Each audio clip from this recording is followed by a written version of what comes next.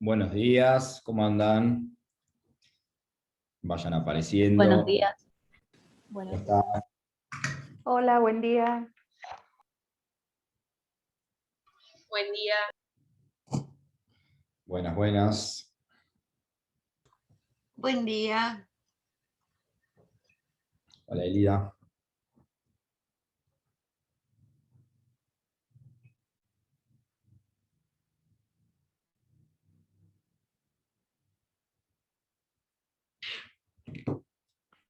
Bueno, ¿se sabe algo de la fecha del examen? No, ¿no? ¿O sí? ¿Sí? ¿Cuándo? Sí, es el 30, profe. El 30. A ver. Un mes exacto, miércoles. Uno, dos, tres clases. Bueno, quedan tres conmigo, quedarían tres clases. Ah, no, cuatro. Está bien, la de 28 también. Estamos bien de clases, sobrados. Seguramente esas cuatro clases que tendrían posibles conmigo, hay dos que las va a usar el doctor Sagrario, Ramiro, que no sé para qué temas, después él se los comunicará. Y después quedan dos más, y ahí veremos si él necesita alguna clase más, o si estoy yo reforzando alguno de estos temas, o estoy yo dándole algún otro tema que tal vez haya empezado algún otro de los profes, o lo que sea.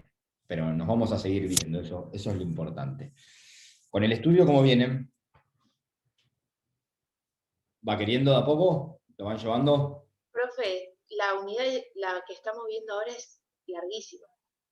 O sea, no La se termina unidad, nunca. Hay un montón de información.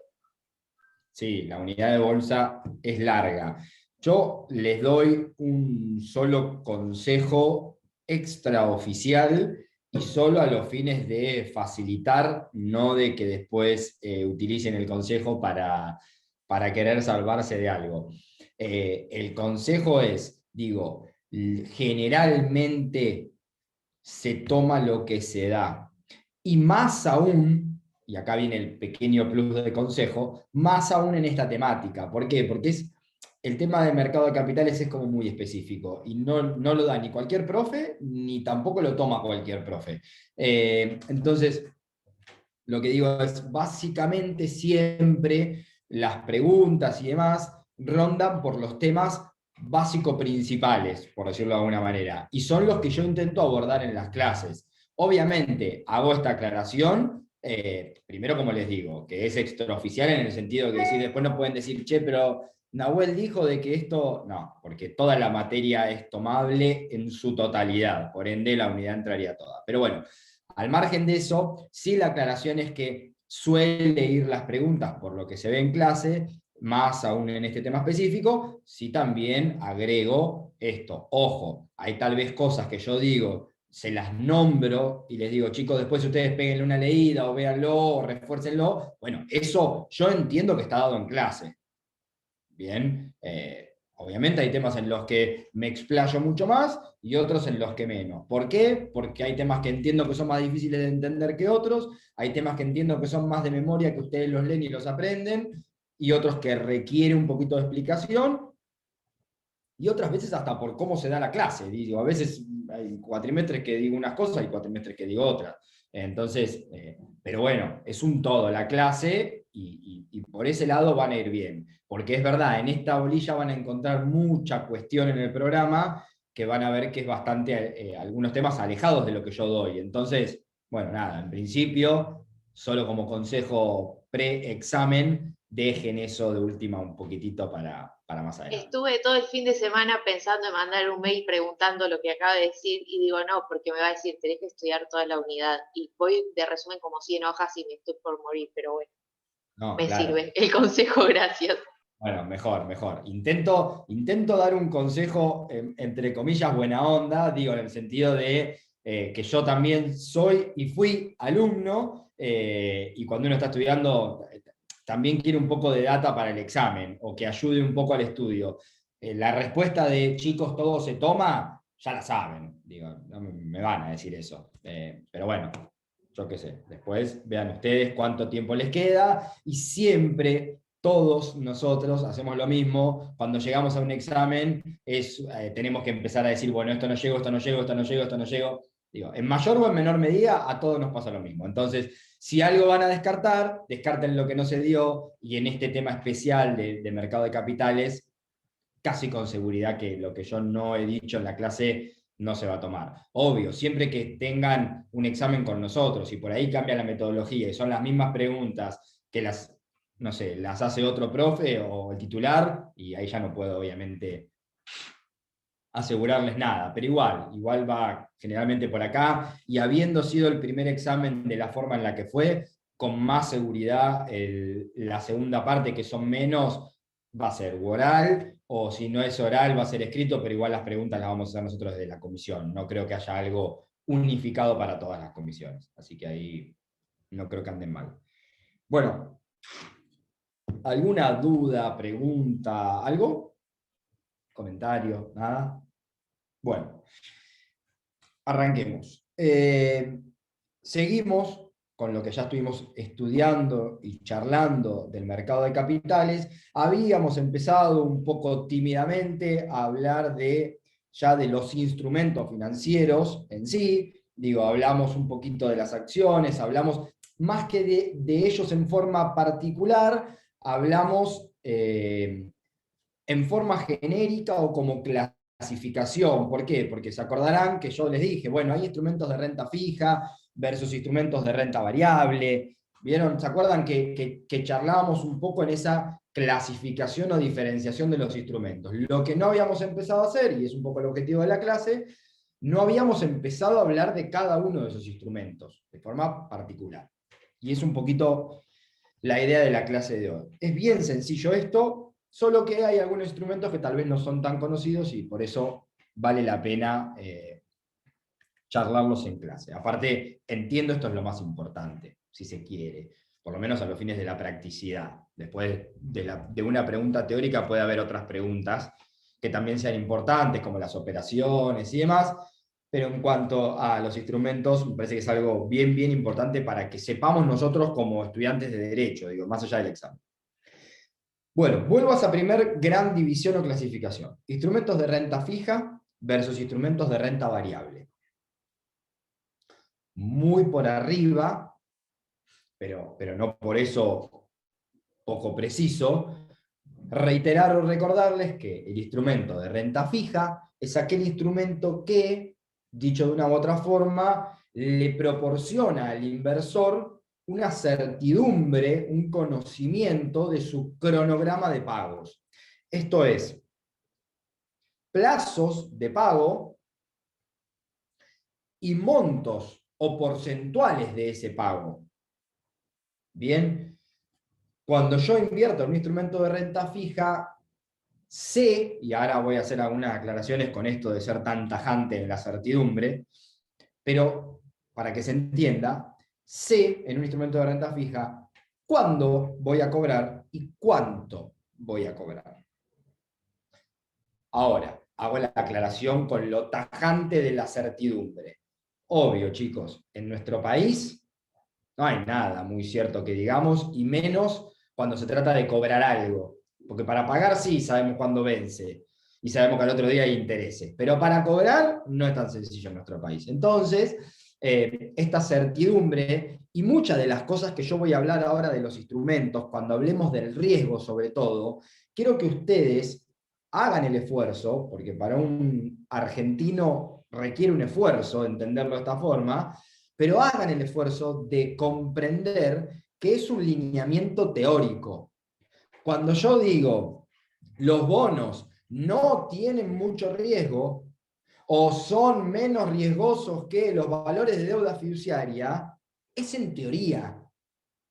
Obvio que van a decir, pero para Nahuel, no sé, las acciones son mucho más riesgosas que los bonos. Sí y recontra sí. Es la respuesta que ustedes tienen que dar en un examen. Ahora, pero Nahuel, ¿es más riesgoso el bono emitido por la provincia de Chaco que la acción emitida por Apple? Vuelvo a lo mismo. En teoría, desde lo teórico, el bono va a ser mucho menos riesgoso que la acción. Y ahora vamos a charlar un poquito por qué. Pero claro, si de repente me vas a comparar la multinacional más grande del mundo con una provincia de la Argentina que pueda estar quebrada, y yo te voy a decir, y sí, claramente, el bono de la provincia quebrada tiene más riesgo que esa otra acción, probablemente. ¿Se entiende a lo que voy? Pregúntenme, si no, porque prefiero acá charlar y hacer algunas aclaraciones. Eso es en el caso particular, en la práctica, tal empresa contra tal provincia, tal bono específico. Ahora, eso es una cosa, es un análisis que es válido, y más en la Argentina. Pero no es el análisis que hoy estamos haciendo de forma teórica de los instrumentos. Cuando analizamos de forma teórica los instrumentos, no me pueden decir que una acción es menos riesgosa que un bono, porque es más riesgosa. Ni hablar que es un instrumento de renta variable contra uno de instrumento de renta fija. Entonces, ahí es donde quiero que hagan el esfuerzo, es decir, en comprender las características teóricas de las cosas. Después vamos a encontrar de todo en la vida, y más en la Argentina. Pero hagamos ese esfuerzo porque si no, a ver, no porque yo quiera coartar el comentario de ustedes o la discusión, que venga igual la discusión porque es divertida y lo charlamos. Pero cuando a veces empezamos a hipotetizar en casos muy particulares, y más estando en nuestro país, digo, nada va a tener entonces una certidumbre ni una forma de explicar características generales. Porque todo es más o menos acá. Y no habría forma de explicarlo de una manera más académica. Entonces, instrumentos de renta fija, aquellos que le proporcionan al inversor ese conocimiento del cronograma de pagos, ¿bien? De tanto de las fechas como de los montos o de las proporciones. ¿Por qué digo proporciones? Porque generalmente no están estipulados en montos, es, no sé, el 3% cada 2 meses. Bueno, es el porcentaje dependiendo de cuál sea el monto nominal, del cual se va a calcular su porcentual. ¿Bien?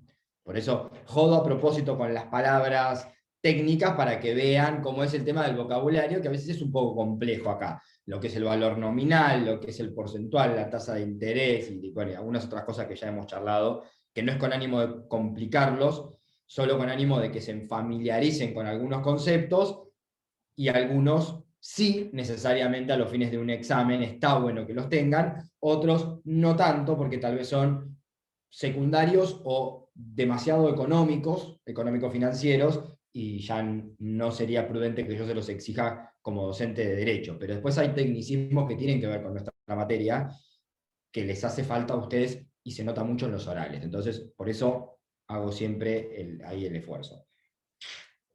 Bueno, instrumentos de renta variable, lógicamente, nada que decirles, es lo contrario a renta fija. Es decir, el inversor no conoce, no tiene certidumbre alguna acerca del cronograma de pagos. Es decir, no sabe ni cuándo ni cuánto. Vamos a los primeros. Instrumentos de renta fija. Primer instrumento, básico, clásico y típico ejemplo. Títulos públicos. ¿Qué son los títulos públicos? Conocidos como bonos. ¿De quiénes emanan los bonos? De cualquier estamento del Estado, es decir, Estado provincial, municipal o nacional.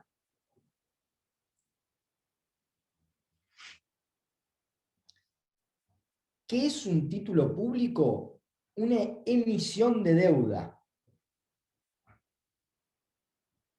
Y este concepto sí es importante. No es que es exclusivamente de los títulos públicos, tiene que ver más que nada con los instrumentos de renta fija, pero ahora lo vamos a ir chusmeando y charlando cada vez que vayamos a instrumento por instrumento. Emisión de deuda, para que ustedes ya empiecen a entenderlo un poco, y también acá está la diferenciación entre instrumentos de renta fija y variable. Digo, ustedes pónganse en el lugar de empresa o de Estado, sobre todo de empresa. Digo, tienen la posibilidad de, usted primero, vamos a arrancar por el principio. ¿Qué es lo que necesitan? Liquidez económica.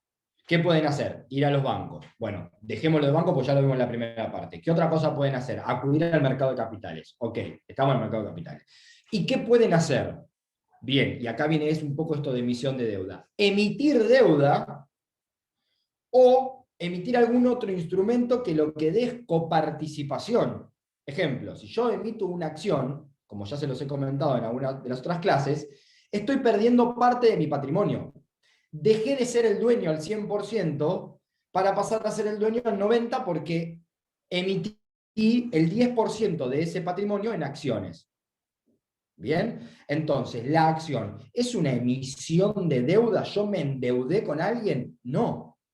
Le di parte de mi empresa, si no va bien a los dos, y lo digo así a propósito, bien burdo y criollo. Si no va bien, no va bien a los dos, si no va mal, mala suerte, mal negocio. Ahora, dejemos eso de lado. Yo puedo emitir deuda. Emitir deuda es esto, endeudarme con alguien, que alguien me preste la plata. Es diferente a que alguien me compre parte de la empresa. Me preste la plata. Y como todo préstamo de dinero, yo estoy obligado a devolverlo con más un interés. Bueno, ahí está la característica principal del instrumento de renta fija. Devuelvo con un interés y en un plazo. Ese es el cronograma de pagos que conoce el inversor. ¿Queda claro? Distinto de si el inversor comprara una acción. Mira, macho, yo no me endeudé con vos. Vos compraste parte de mi empresa porque creerás que a mí me va a ir bien y por ende te va a ir bien a vos. Ni idea si nos va a ir bien, ni idea cuán bien nos va a ir y ni idea cuándo te voy a pagar. Porque sí, yo te puedo decir, sí, mirá, mi balance cierra cada 6 meses, pero yo no sé si dentro de 6 meses va a dar positivo. Tal vez nos da bien y nos va a ir bien a 3 años. Y los primeros balances van a dar 0 y no te voy a dar un mango.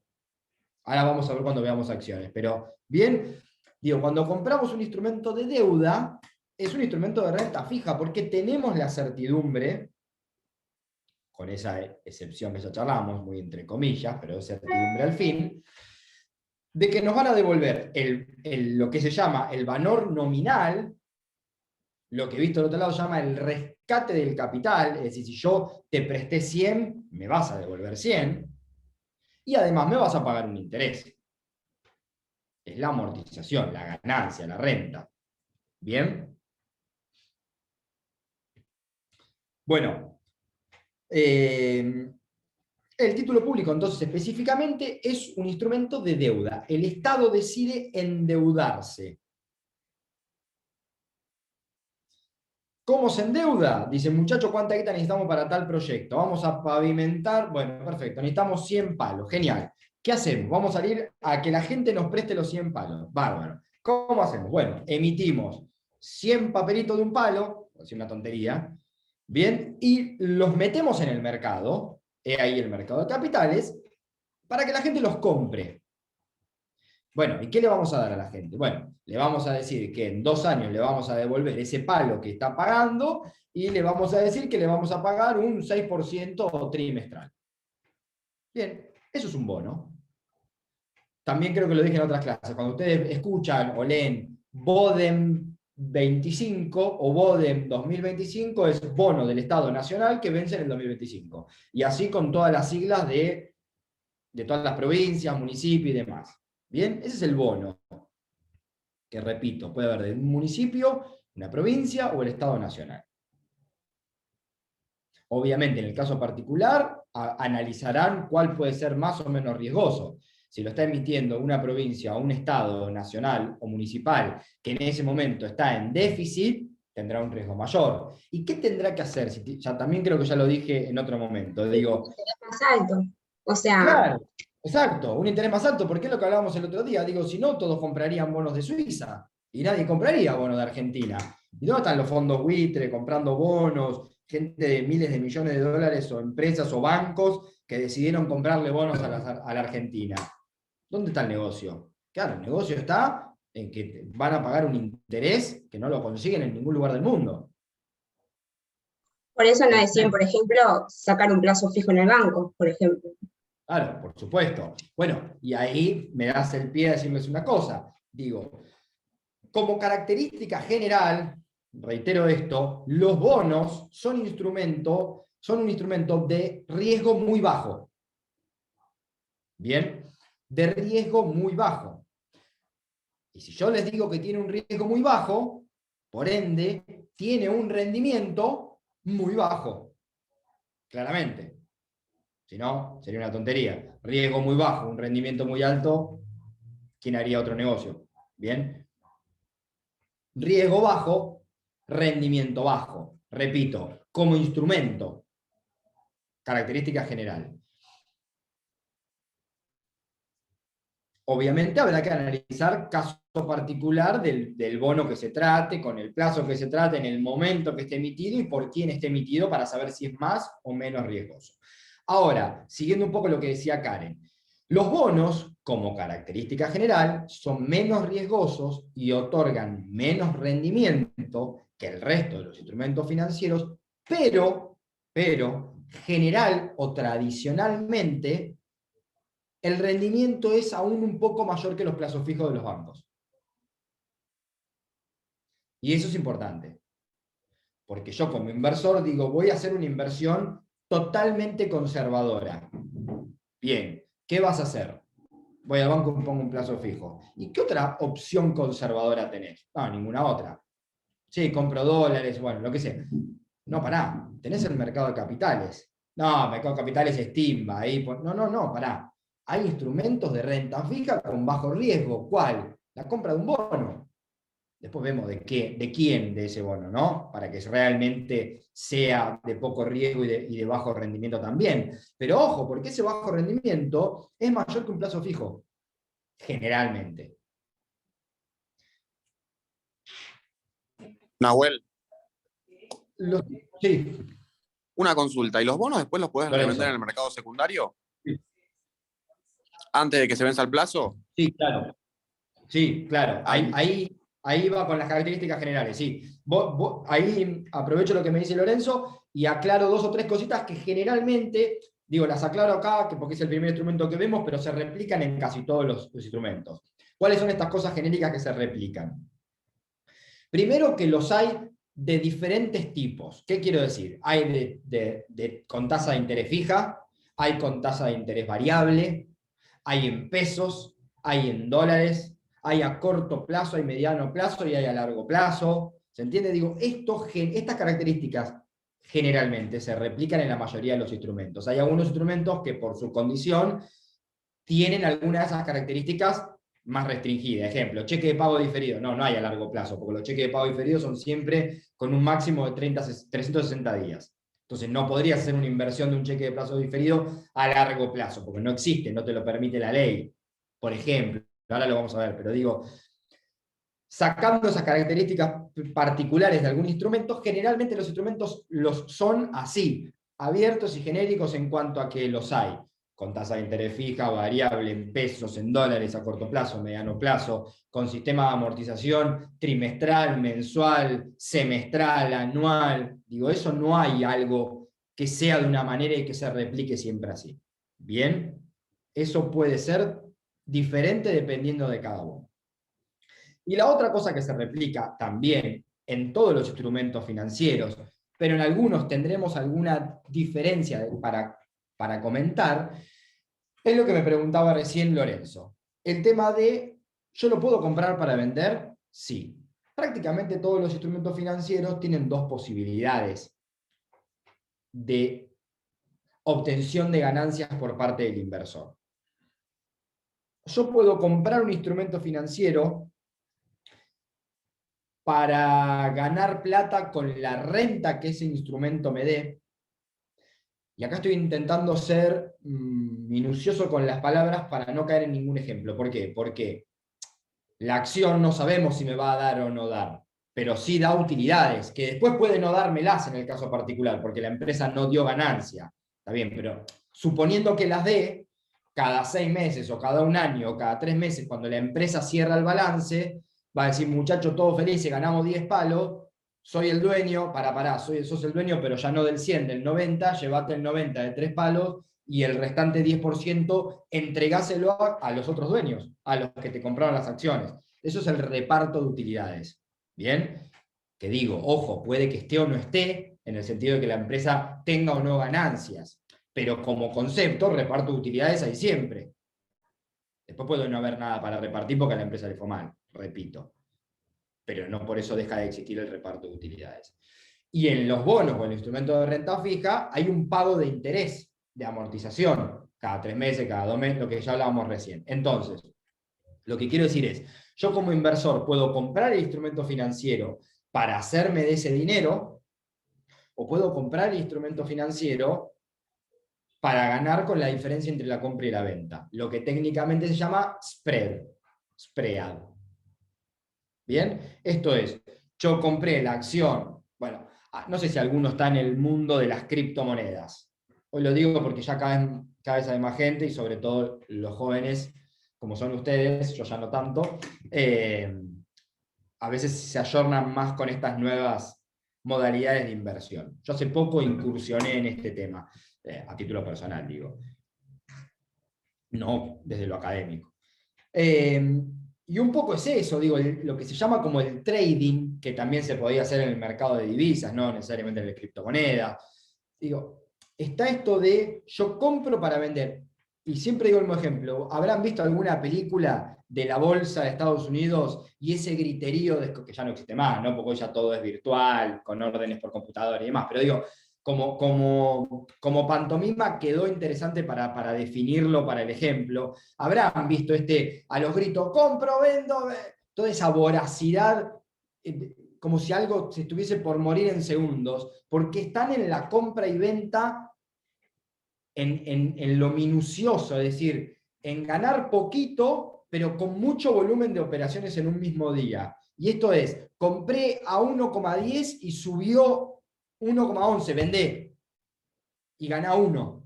Y así, todo ese quilombo. Eso es un tipo de inversor. ¿Bien? El que está en el muy a corto plazo. Pero, si es importante, y va de la mano de lo que decía Lorenzo, está la posibilidad siempre de comprar el instrumento para después revenderlo en el mercado secundario. Obviamente, con el objetivo de venderle un manguito más y ganar, pero también lo puedo vender un manguito menos, porque está bajando cada vez más, prefiero me lo saco ahora, perdí 10 y no pierdo 40. O no es que va a seguir bajando, pero necesito la guita hoy. Entonces, bueno, lo vendo. Como si tengo un auto y digo, mirá, no es el mejor momento para vender el auto. Bueno, mirá, no me digas cuándo es el momento, la guita la necesito hoy. ¿Vale 10% menos? Bueno, mala suerte. Esto es lo mismo. ¿Bien? Y los bonos, obviamente, se pueden vender en el mercado secundario. Obviamente, previo a la fecha de finalización del bono, es decir, de rescate del capital, la fecha en la que el Estado va a pagar o va a devolver la plata prestada. Y obviamente, siempre lo digo, y siempre ya se los dije en otras clases, el tema del tiempo es un factor que influye. Si yo estoy vendiéndolo a 10 días de que venza, poco lo voy a poder vender a diferencia de precio, porque ya está, y ya la amortización de los capitales, es decir, el pago de la renta, ya me lo cobré yo. ¿Se entiende? Si de repente yo lo vendo en otro momento, bueno, y a eso se le suma el contexto, es decir, si de repente falta un montón, pero la provincia después de que lo compré, tengo la buena suerte de que presentó quiebra, quiebra es una forma de decir, ¿no? El Estado se declaró en déficit, bueno, evidentemente los bonos empezaron a teclear mucho más, y capaz que si me lo quiero sacar de encima lo voy a tener que regalar, por decirlo de alguna manera. ¿Bien? Pero digo, bueno, esas sutilezas de análisis, entiendo que hoy ya tienen ustedes un basamento, de acuerdo a lo que charlamos en las clases anteriores, como para empezar a pensar en estas cosas, ¿no? Contexto, información, cómo influye eso dependiendo de quién sea el emisor del título, riesgo, rendimiento, plazo. Bueno, ya esas aclaraciones se las hice llegado el momento, creo que ya no son necesarias. Si no, me lo dicen. Bueno, así como tenemos los títulos públicos, las empresas, los particulares, también pueden emitir deuda. Bien, emitir deuda, ¿qué significa? Emitir deuda, ya lo hablamos, lo mismo que hace el Estado de decir, mando la plata para que, o sea, pido prestado X cantidad de dinero, bueno, de la misma forma pueden hacer las empresas. Se comprometen a devolver esa plata y se comprometen a pagar un interés.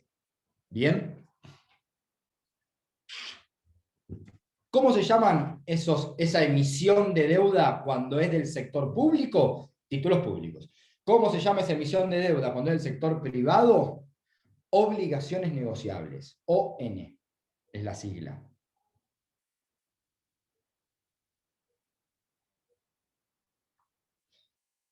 Solo como comentario, después ustedes chusmeen las diferencias bien, digo, más como algo personal, para cerrar el tema, pero van a escuchar también hablar de debentures o debentures, tal vez ya lo escucharon, y de acuerdo a lo que sucedió en su momento con nuestro querido amigo Macri, habrán escuchado hablar de los commercial papers. ¿Se acuerdan algo de los Panama Papers y demás que se hablaba? Bueno. Tanto las obligaciones negociables como los debentures, como los commercial papers son lo mismo. Son emisión de deuda del sector privado. Ahora, hay diferencia. Es decir, la obligación negociable puede ser una, el debenture se suele emitir en masa y los commercial papers son de grandes montos. Es decir, no hay un commercial paper de 1.000 pesos. Hay un commercial paper de 10 millones de dólares.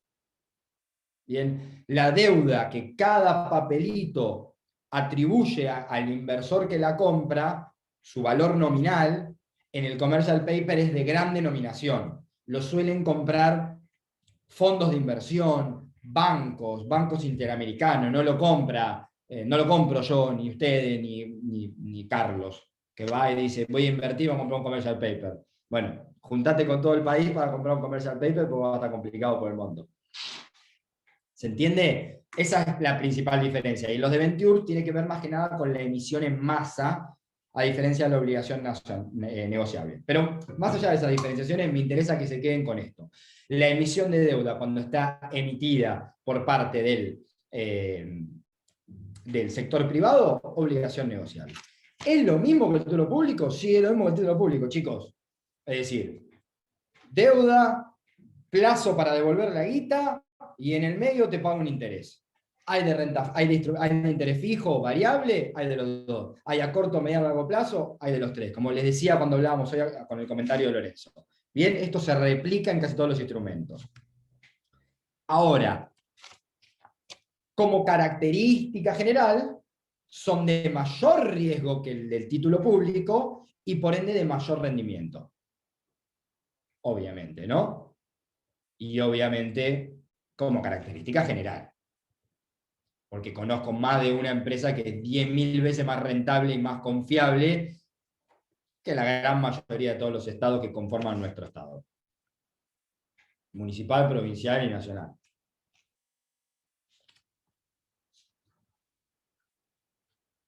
Pero en concepto son más riesgosas por emanar del sector privado, de una empresa, y por ende deberían ser un poquito más atractivas desde su rendimiento, ¿bien? Desde su interés.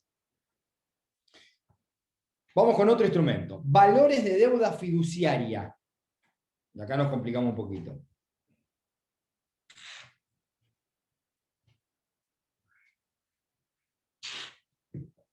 Valores de deuda fiduciaria. ¿Ya vieron fideicomiso? Sí, en la primera parte. Bueno. Entonces no tengo que explicar mucho la historia, solamente voy a dar ahí una tontería de definición, en el sentido de que los valores de deuda fiduciaria emanan de un fideicomiso financiero. ¿Y qué es un fideicomiso financiero? Repito, muy burdamente. Una empresa separa parte de su patrimonio, crea un patrimonio diferente a su patrimonio, llama a otra empresa que se va a encargar de administrar ese patrimonio en relación a un objetivo financiero a cumplir. Bien, esa empresa que separa el patrimonio, ese patrimonio diferente, en base a ese patrimonio, que es el fideicomiso, bien, ese patrimonio distinto, puede emitir deuda, valor de deuda fiduciaria. Seguimos renta fija, ¿eh? El valor de deuda fiduciaria también es emisión de deuda. Pero ya no la empresa que emite deuda y que está respaldando esa deuda con todo su patrimonio. No, Es la empresa que hace un fideicomiso financiero, separa un puchito, crea otro patrimonio distinto y sobre ese patrimonio distinto emite deuda. Bien, esa emisión de deuda de ese patrimonio chiquitito separado, bla, bla, bla, es el valor de deuda fiduciaria. ¿Ok? ¿Cómo es? Igual que todos los valores de deuda, chicos. Toda la emisión de deuda. Me prestás guita por un valor nominal, te lo devuelvo en un plazo y te pago un interés. No tengo que ni explicarlo. Ahora,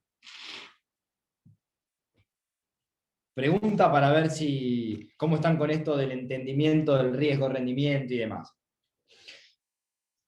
Forma teórica genérica. Una deuda de estas, digo, un título de valor de deuda fiduciaria, ¿es más o menos riesgoso que una obligación negociable de la misma empresa? Más riesgoso, Más riesgoso. Más riesgoso. ¿Por qué? porque tiene menos garantía. Bueno, les cuento a los No, dos que yo creo no. que... Digo, alguien iba a decir algo. Depende de quién administre el fideicomiso. Y yo iba a decir que no, ¿Por que qué, es menos Marcela? riesgoso porque para mí es menos riesgoso porque está garantizado en esos bienes del patrimonio separado. Pero la obligación negociable está garantizada también en todo el patrimonio de la empresa. ¿Cuál sería y por qué es menos riesgoso si el patrimonio es más chico? Que es Para un mí poco el sí. análisis que hizo Lorenzo y Virginia. Para mí es lo mismo. Es lo mismo. Sí, puede ser. Son igual de Bien. riesgosos. Bueno, ahí también María decía, ¿perdón? Son igual de riesgosos para mí. Bien, y ahí María también decía, dependiendo de quién sea la empresa que administre ese fondo. Bueno, obviamente eso sí, pero eso es una particularidad de cada uno. Y como estamos hablando de características teóricos generales, en principio lo dejamos de lado. A ver, yo habilito estas preguntas porque yo también tengo mis dudas y entiendo que es discutible. Yo les digo desde lo teórico, académico, cómo es. Es menos riesgoso. Y yo les voy a explicar cuál es la explicación o el fundamento de por qué es menos riesgoso. Cuando ustedes compran una obligación negociable, bien dijeron, esa obligación negociable está garantizada por todo el patrimonio de la empresa. ¿Ok? Hasta ahí estamos. Y está garantizado o está sujeto al funcionamiento, bien o mal, de toda la empresa. Claro, cuando vos hablás de toda la empresa, hablás de acreedores de todo tipo, hablás de empleados y potenciales juicios laborales de todo tipo, hablás de que la empresa puede estar yéndolo muy bien vendiendo lapicera, pero le fue como el tuje con los impuestos y el no sé qué, y el juicio laboral, y el no sé qué, y dio pérdida como machazo. O vendió un montón y le fue muy mal con los cronogramas de pago porque vendió todo a 30, 60, 90, un montón no le pagaron, una devaluación en el medio, una inflación, lo que sea. Digo, está toda la empresa y todo su funcionamiento sujeto a lo que pase. Cuando vos separás un patrimonio, y esto ya lo saben porque vieron fideicomiso, el gran beneficio que tiene el fideicomiso es todos los acreedores del patrimonio general o de la empresa no pueden atacar el patrimonio separado. Ahí está la joda del fideicomiso, ahí está lo interesante, ahí está la razón. Bien, tenés un juicio laboral, tenés un quilombo, marche preso, cobrarle a la empresa, esto es un fideicomiso financiero, es otra cosa. Sí, pero es un fideicomiso hecho por tu empresa con patrimonio. Sí, está bien, pero tiene una individualidad jurídica, esto es otra cosa. Ahora, ¿hay acreedores que pueden atacar ese fideicomiso? Sí, obvio, aquellos acreedores que tengan relación con el fideicomiso. Es decir, si el fideicomiso, para cumplir el objetivo del fideicomiso, contrata 3 empleados, y bueno, esos 3 empleados pueden atacar el patrimonio, pero son 3 empleados, no son 1000. Bien, y si a la empresa genérica le fue mal por todo el quilombo de una empresa, pero a ese proyecto de inversión le fue bien, esa empresa, ese fideicomiso va a dar ganancia. ¿Bien? La empresa puede dar pérdida, pero el fideicomiso se separó un patrimonio para hacer tal cosa particular, invertir en tal, no sé, lo que sea. Y esa inversión en tal cosa particular dio genial. ¿Ok? Entonces, por eso es que, más allá de que en los casos particulares surgen un abanico de posibilidades, y por eso no está mal el análisis de Lorenzo, ni está mal el análisis de Virginia, ni el de Marcela, ni el de María, digo, la realidad es que ese abanico de posibilidades habilita todas estas respuestas, pero yo vuelvo a lo mismo y por eso juego con esto, de interactuar con ustedes, para que sí les quede grabado la característica general, porque yo en el examen les pregunto la característica general, digo, a ver, ¿el bono es más o menos riesgoso que la acción? Bueno, dependiendo de la acción, sí, pero como título, no. Y esto es lo mismo, ¿es más o menos riesgoso que la misma deuda emitida por la empresa? No, menos riesgoso. Después discutimos los casos particulares, lo que quieran, pero como característica genérica es menos riesgoso, porque hace la esencia del fideicomiso, chicos, si no, no tiene sentido el fideicomiso. ¿Bien? Bueno, un poco el juego era para eso, porque creo que a veces de forma natural sale contestar lo que contestaron, y en el análisis creo que ahora mismo Lorenzo, Virginia, tal vez que fueron los que más mantuvieron esa postura, tal vez dicen, che, sí, tiene razón. O tal vez no, pero no importa, también es válido, digo, si no. Pero por lo menos tienen un fundamento ahora de por qué se dice lo que se dice en cuanto al riesgo. Bien. Sí, acá hago una aclaración también en relación a un comentario que hizo Lorenzo en cuanto a esto de, che, yo puedo comprar el título para después venderlo en el mercado secundario, y yo aclaré que todas esas características se replicaban en todos los instrumentos financieros, salvo algunas particularidades. El valor de deuda fiduciaria tiene esa particularidad. Ahora vos me decís, ¿qué, Nahuel? ¿Me estás diciendo que no se puede vender en el mercado secundario? Sí, se puede vender. Pero ¿cuál es la aclaración o la diferencia que yo les hago frente a otro instrumento? Que tal vez no tiene tanta aceptación. ¿Y eso en qué se traduce? En la liquidez. Y eso es un concepto muy importante para un inversionista. Cuando yo invierto en algo, quiero saber que ese algo es líquido rápidamente. Si yo invierto en una criptomoneda y invierto en Bitcoin, la pago más cara por su mayor rendimiento, lo que sea, y también porque sé que probablemente si la vendo me la va a querer comprar cualquiera. Ahora hay más de 10.000 criptomonedas. Si yo compro Chuchun Chichán de China, probablemente el día que la quiero vender, y amacate, porque no va a ser tan fácil conseguir un comprador. Salvo que haya subido un montón el precio, no me lo digan, eso obviamente.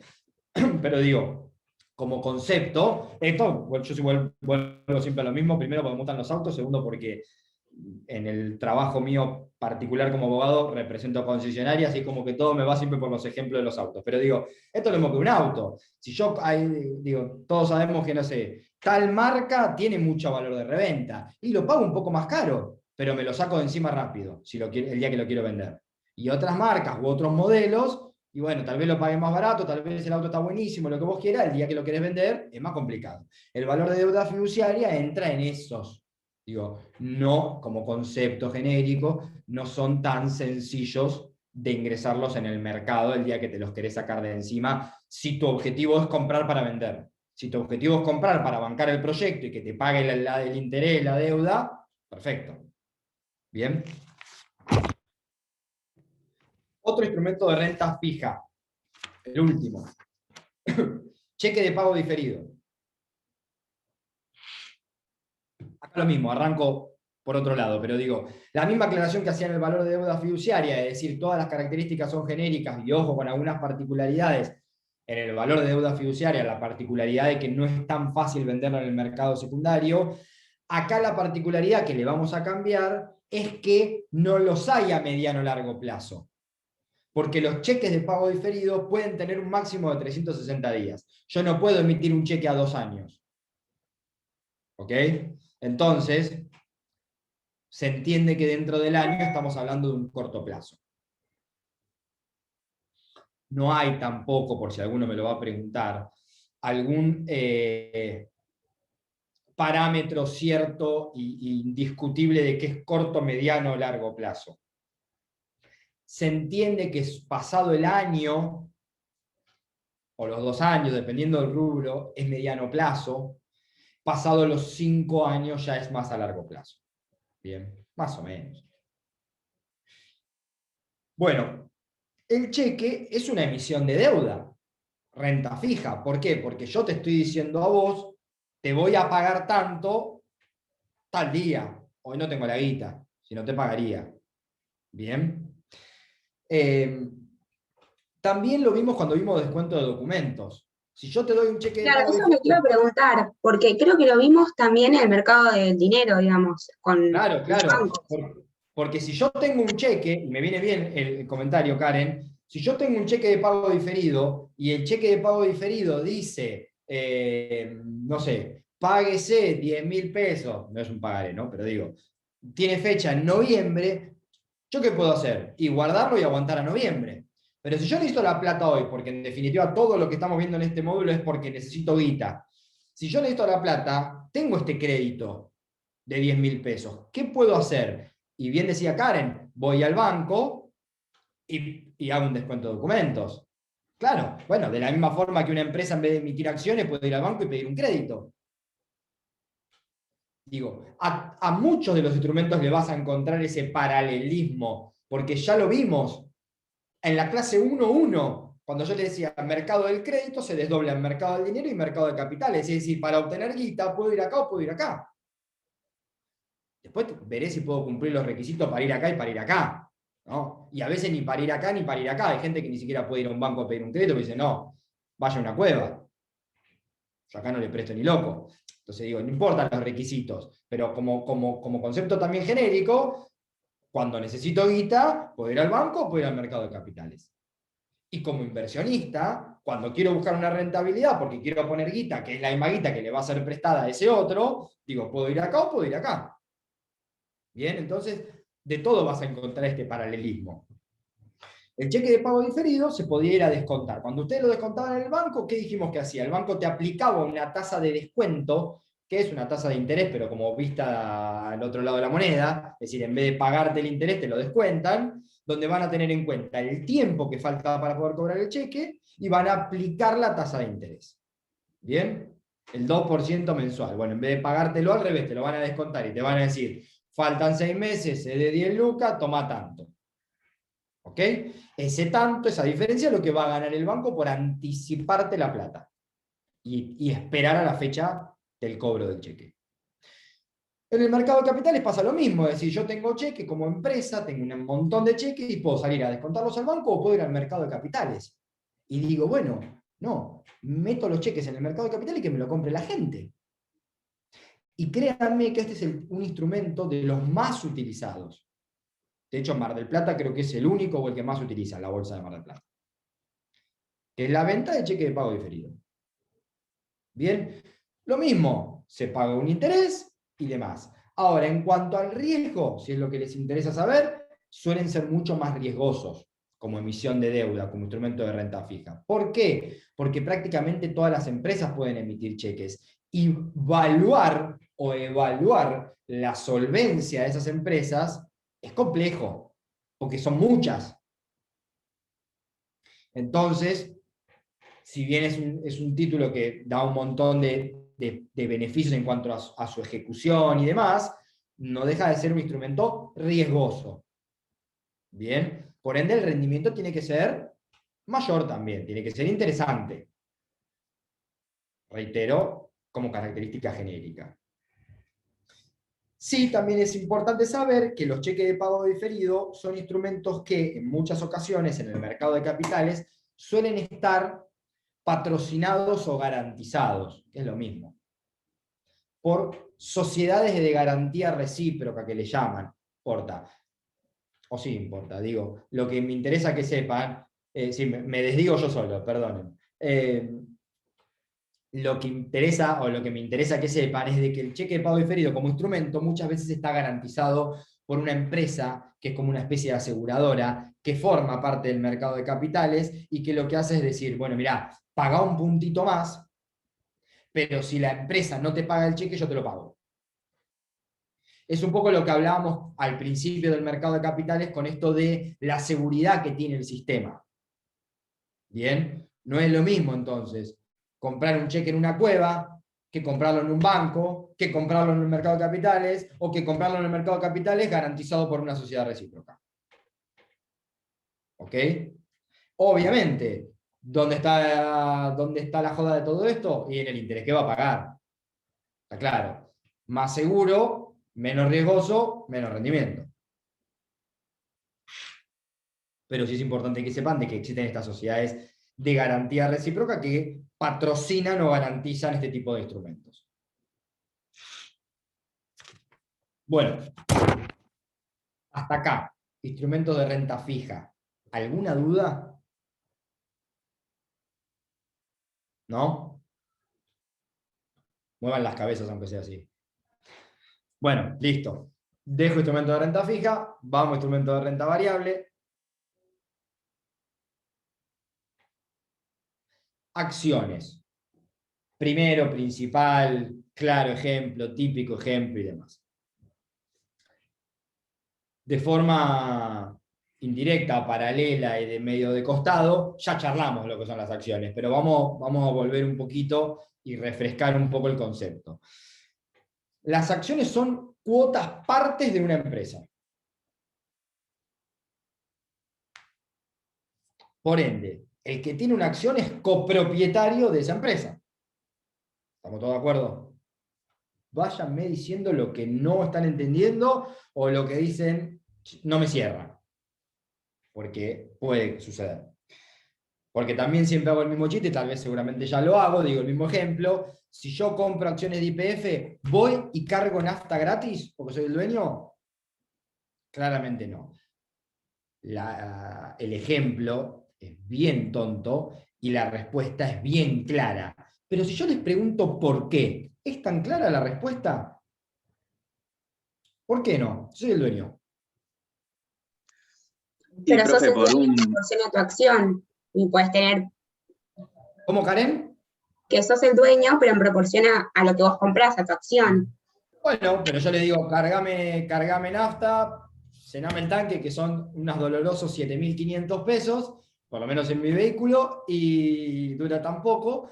Y le digo, bueno, escúchame, yo soy el dueño del 0,01, descontame el 0,01 de los 7.500 pesos. Porque no sabes cuánto vas a ganar al cierre del balance. Es una buena posible respuesta, estoy de acuerdo. Pero más allá de eso, digo, y más allá de que están bien los comentarios, es un poco el juego, las acciones que se emiten, que se ofertan públicamente en el mercado de capitales, son acciones que, primero, son exactamente iguales todas, ¿bien? En cuanto a su monto. Y segundo, en cuanto a sus derechos, también son iguales, pero no otorgan derecho ni de voto ni de preferencia. ¿Qué quiero decir?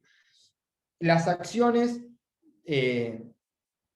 no me permiten a mí, si compré acciones de YPF, decir, muchacho, quiero una reunión de directorio, quiero cambiar el CEO de la empresa.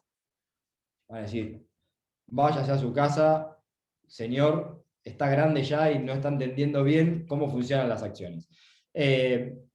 Cuando yo compro una acción es sin derecho a voto ni preferencia. Es decir, compro la acción y esto significa, de una forma más práctica aún, si hay ganancia, me van a dar la mía. Si hay pérdida, si hay problema, no me van a llamar.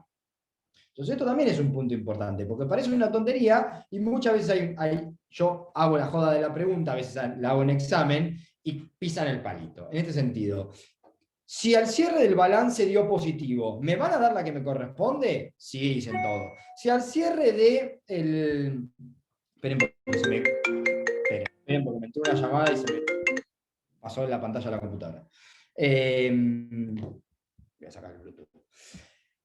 Si al cierre de ese balance, en vez de dar positivo, dio negativo, y hay que poner guita, ¿me van a llamar a poner la parte que me corresponde? No. Cuando uno compra este tipo de acciones, somos dueños en las buenas, pero no en las malas.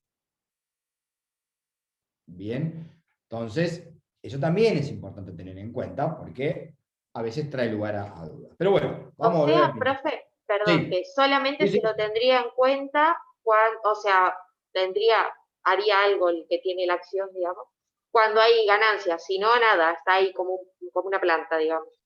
Claro, a ver, si hay ganancia, tendré mi porcentaje, si no hay ganancia, no pasa nada, y veremos qué pasa con el valor de mi acción. Porque si no hay ganancia una vez, puede que esté todo bien, si no hay ganancia durante 3 años, la acción se va a desplomar. ¿Quién corno va a querer comprar eso?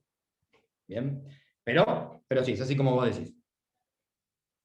Bueno, obviamente, la acción tiene un riesgo alto. Primero porque es un instrumento de renta variable, y segundo porque yo estoy haciéndome eco o parte de una actividad comercial. Bien, estoy siendo parte del funcionamiento de una empresa. Y eso es riesgoso, porque si ustedes me dicen hay alguna empresa que no lo es, digo, en algún caso particular podemos hablar, pero después, como rubro, como ejemplo, el negocio, el comercio es riesgoso por sí mismo. Por ende, el rendimiento suele ser más alto que otro tipo de instrumentos que hayamos visto.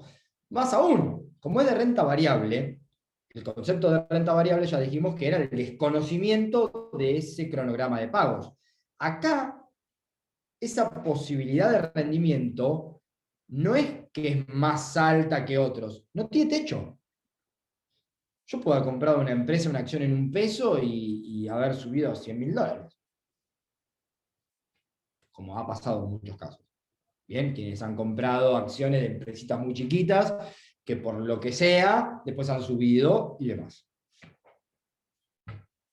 Nada. Es para tener en cuenta entonces esto en cuanto al funcionamiento.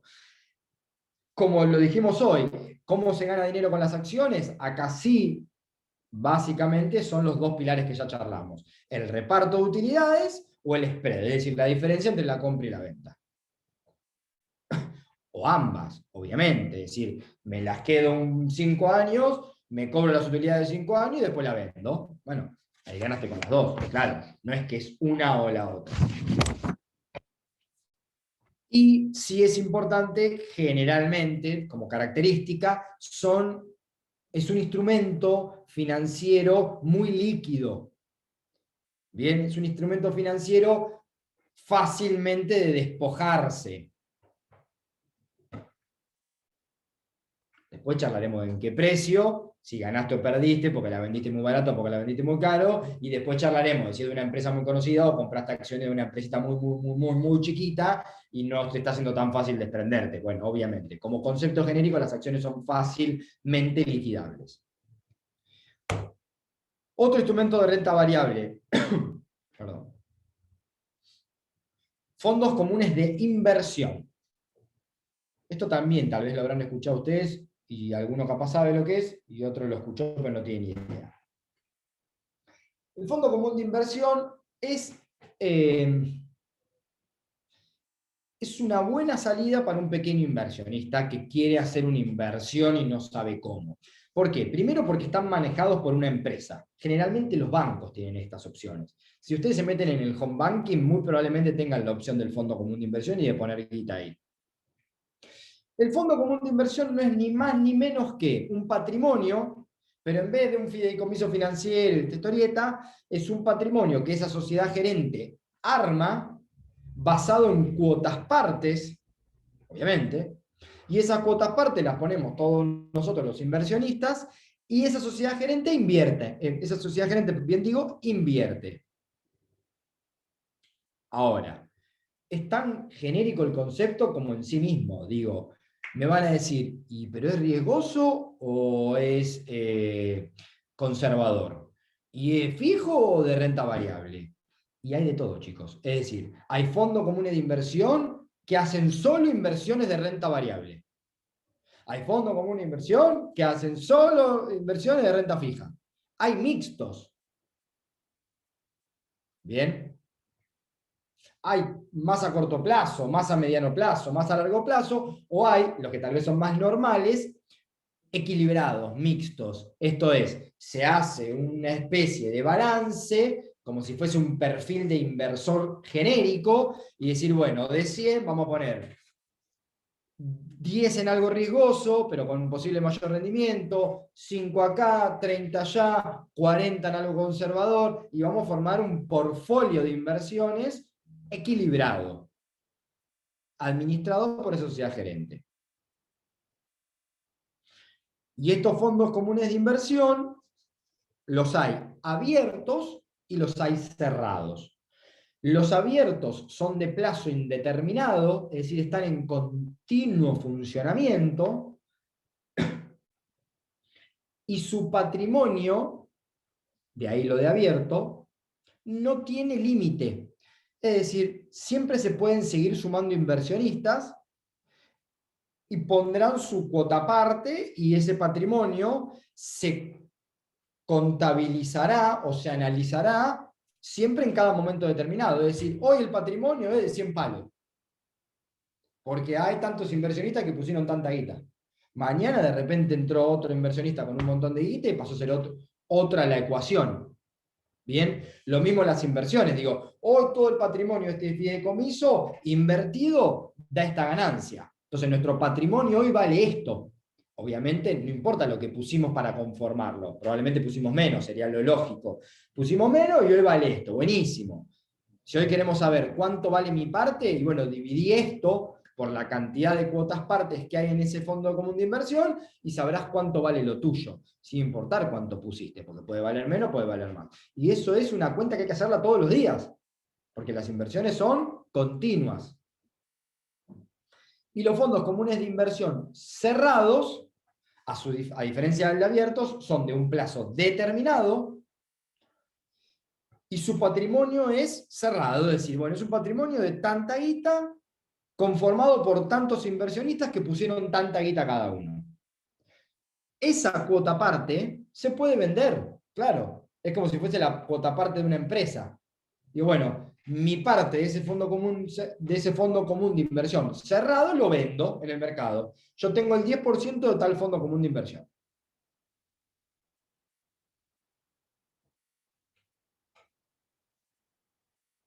¿Bien? ¿Se entiende? El fondo común de inversión es un instrumento fácil de explicar en el sentido que cualquier característica le viene bien dependiendo de cómo sea el fondo. Es decir, abierto, cerrado, fijo, variable, riesgoso, no riesgoso, y depende de cómo inviertas. Porque no es un instrumento en sí, es una forma de arribar instrumentos financieros. ¿Bien? Profe, perdón. ¿Podría Sí. repetir el concepto de fondo abierto?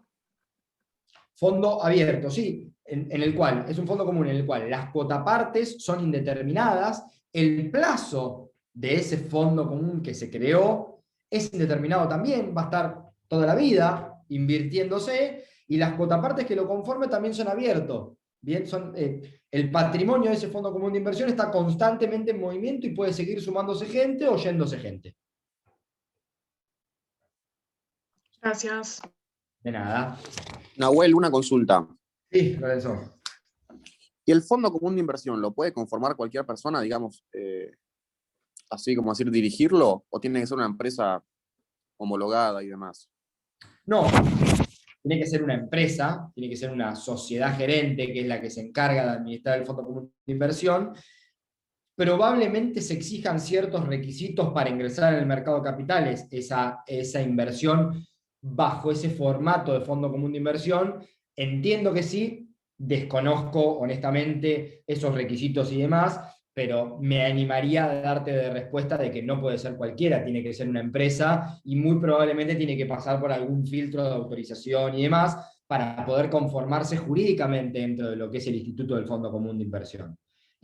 Sobre todo por esto que hablamos de que para acceder al mercado de capitales no es tan básico o tan sencillo. Básicamente por eso. No creo que sea una persona cualquiera que pueda formar un fondo. Pero si querés después te lo averiguo bien. Bueno. Vamos a ver dos cositas más. Otro instrumento de renta variable. Certificado de participación se llama. Y este está bueno a veces preguntarlo en el examen. ¿Por qué? Porque el certificado de participación... ¿Tiene que ver con los fideicomisos también? ¿O Claro. estoy... Claro. Por eso digo que está bueno preguntarlo, porque a veces se pregunta generando la duda.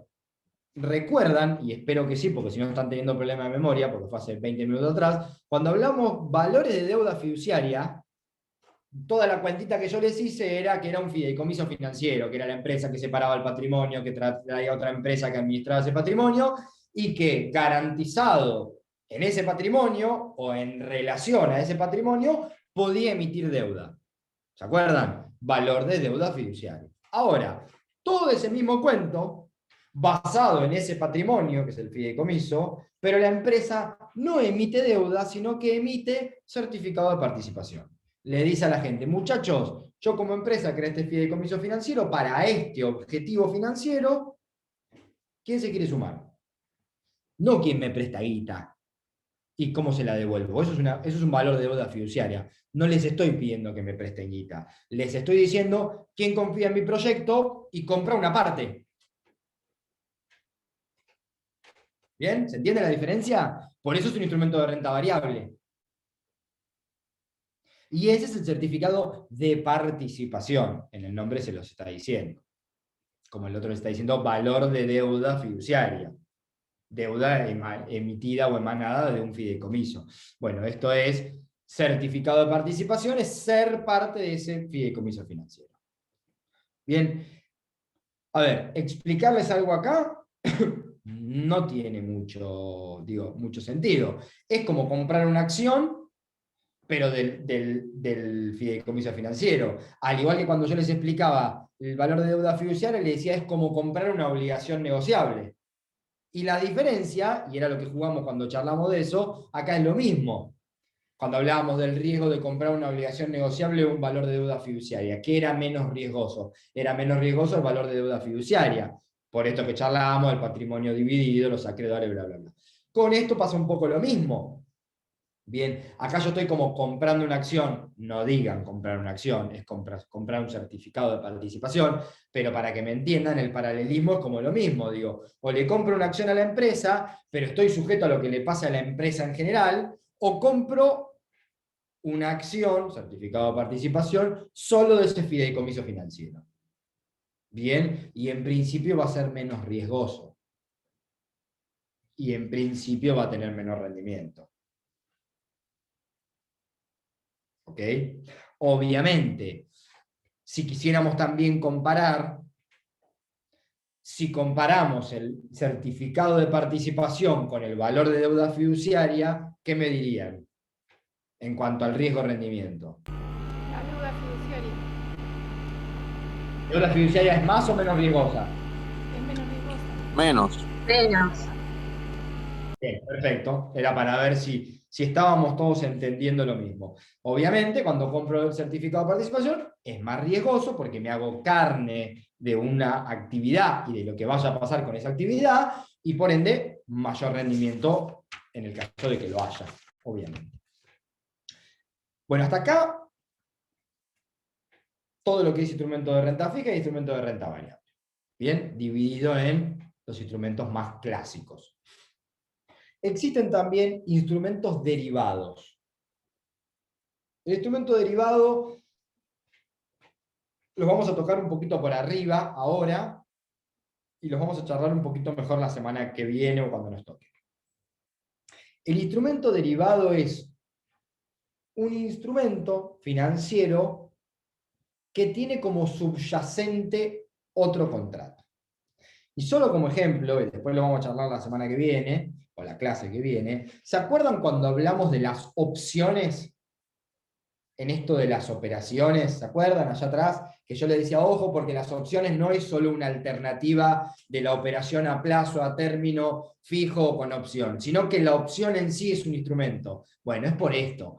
Es un instrumento derivado. Subyace un activo financiero diferente. Sí, la compraventa. ¿De qué? De un commodity, por ejemplo, cereal, trigo.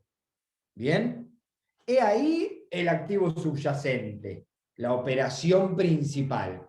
La opción es un instrumento derivado, que como instrumento también se utiliza para operar en el mercado, por decirlo de alguna forma. Y tienen un sentido de ser. Los instrumentos derivados lo que buscan en muchos casos es ser una especie de reveladores de precios, ¿bien? Y de herramientas de cobertura. ¿Por qué reveladores de precio? Porque cuando nosotros hacemos un instrumento derivado, nos anticipamos a algo del futuro. Obviamente analizando montones de cosas. No hacemos así, le ponemos 10 pesos. O sea, hay un montón de personas pensando y craneando qué va a pasar con tal commodity de acá a un año y revelan de alguna forma ese precio. Después se puede dar o no. Cayó una inundación el mes anterior, se fue toda la mierda.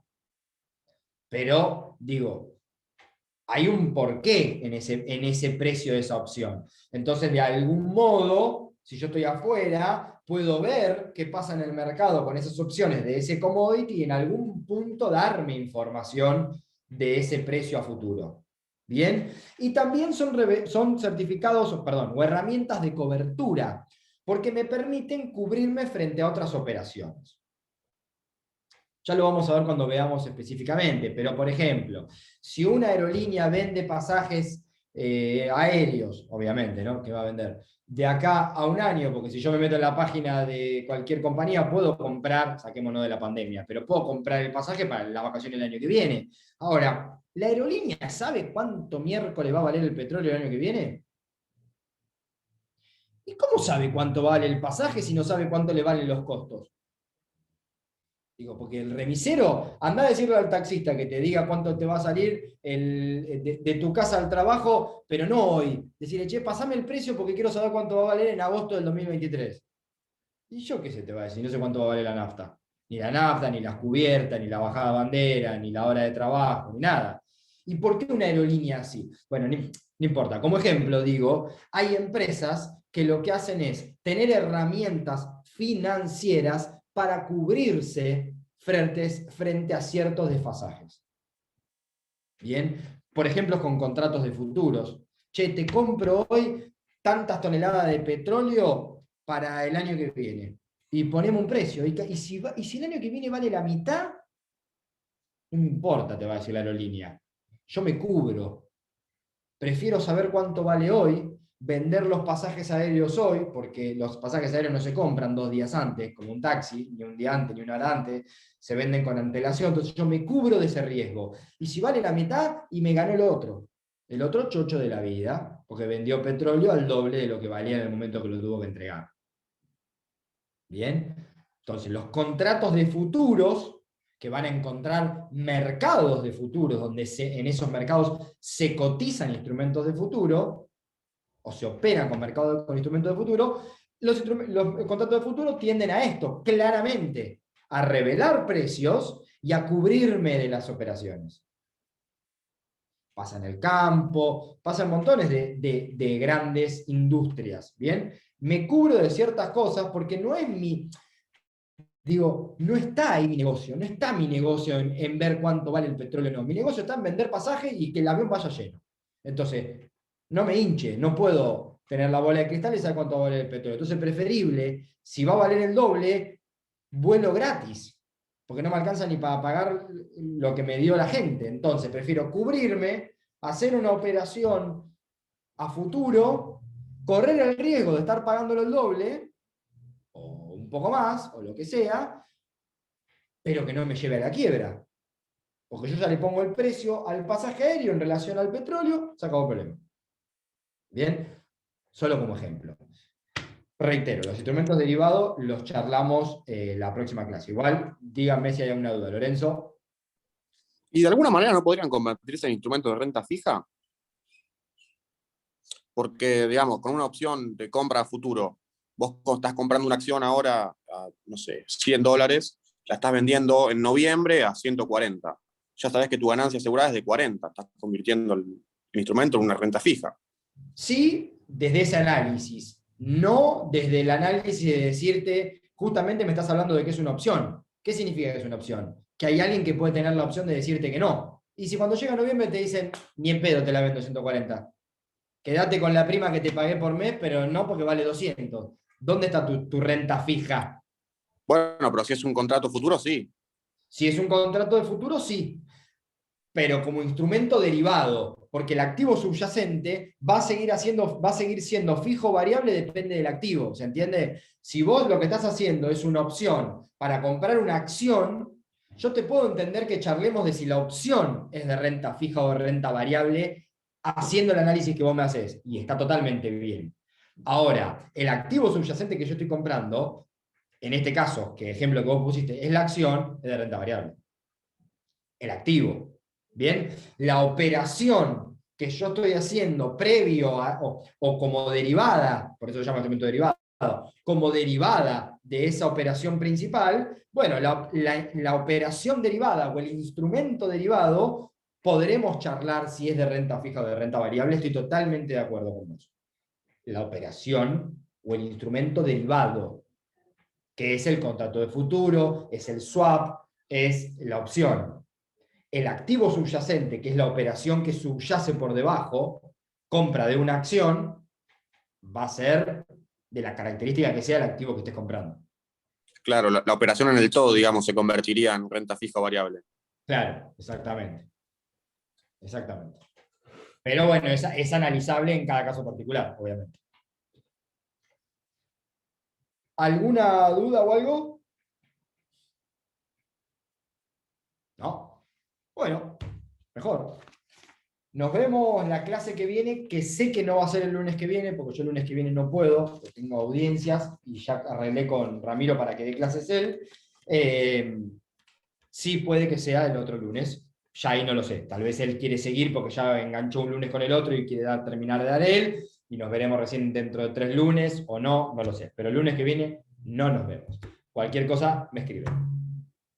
Gracias, profe. profe. Gracias, profe. Gracias, nos vemos. Gracias, Gracias. profe. Bien.